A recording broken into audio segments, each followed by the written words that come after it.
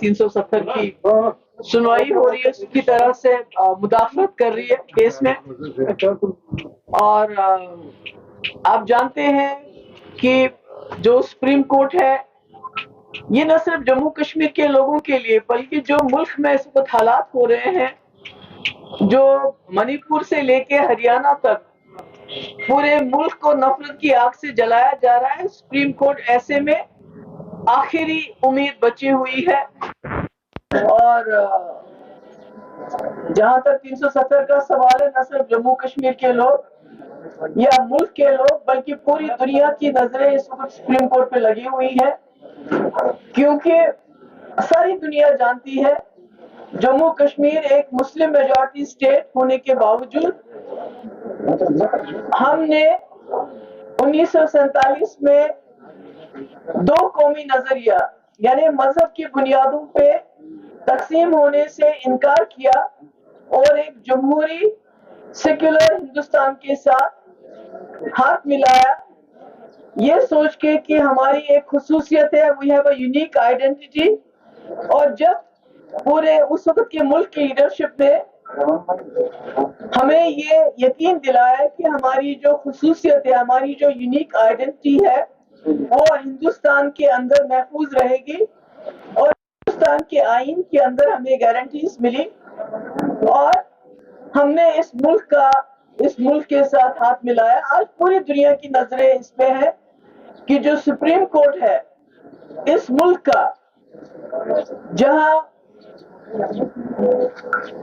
جہاں پر انصاف کے فیصلے ہوتے ہیں، اور آج پورے ملک میں اگر آپ دیکھیے گا کہ جو اس ملک کی کانسٹیٹیوشن ہے جس کے مطابق ہندوستان چلتا تھا، مگر پچھلے کئی سالوں سے خاص کر 2018 کے پارلیمنٹ الیکشن کے بعد اس کانسٹیٹیوشن کو طاق پہ رکھ کے ایک پارٹی کے ایجنڈے کے مطابق یہ ملک چلایا جا رہا ہے.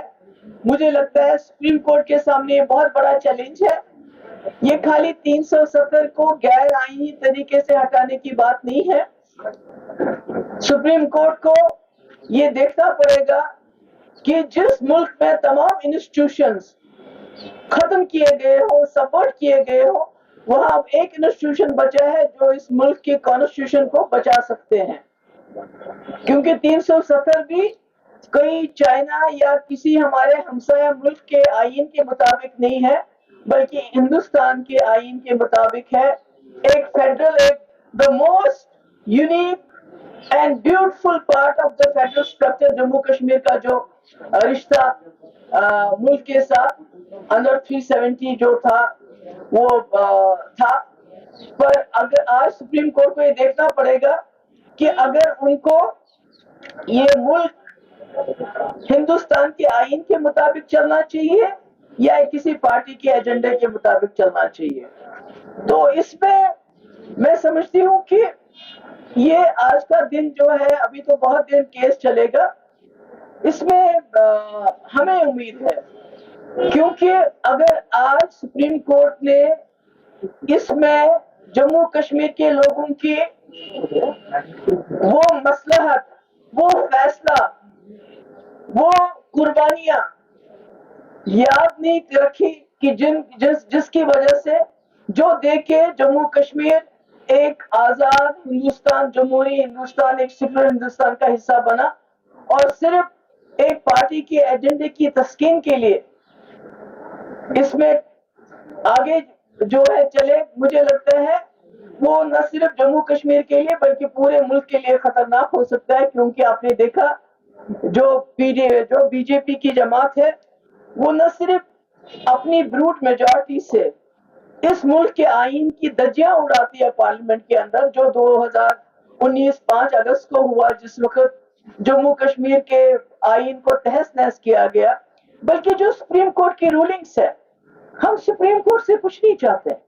ہم چاہتے ہیں کہ سپریم کورٹ صرف یہ نظر میں رکھے کہ اس ملک کو آئین کے مطابق چلانا ہے یا بی جے پی کے کمیونل ایجنڈے کے مطابق چلانا ہے.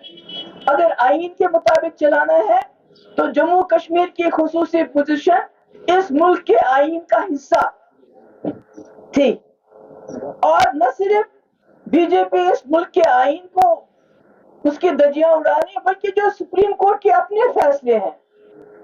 आप देखिए दिल्ली के बारे में सुप्रीम कोर्ट का फैसला आ गया, इन्होंने ऑर्डिनेंस लाया जो कि कॉन्स्टिट्यूशन के खिलाफ है।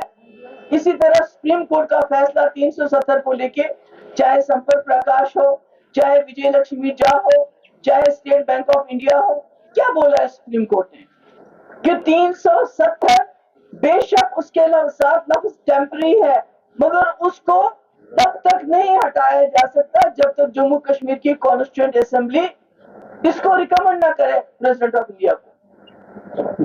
तो इसलिए मेरी सुप्रीम कोर्ट से ये दरखास्त है कि इस वक्त मुल्क के हालात बहुत खतरनाक हो रहे हैं, और इसकी सबसे बड़ी वजह ये है कि सारे हमारे इंस्टीट्यूशन डिफंक्ट हो गए हैं।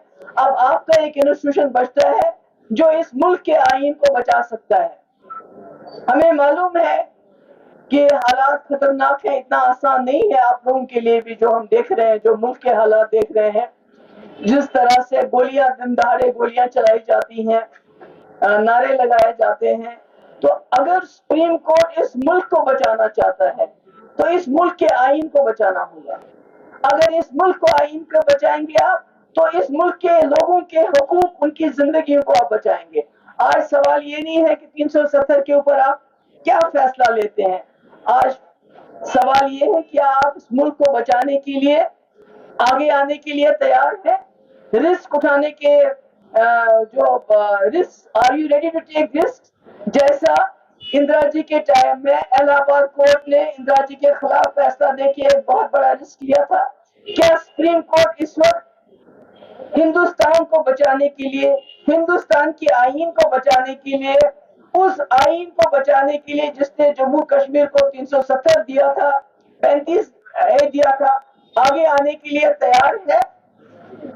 या खुदा ना खास्ता जो इस वक्त मुल्क में हो रहा है, मणिपुर से लेके हरियाणा तक, कहीं उसमें उसका हिस्सा न बन जाए?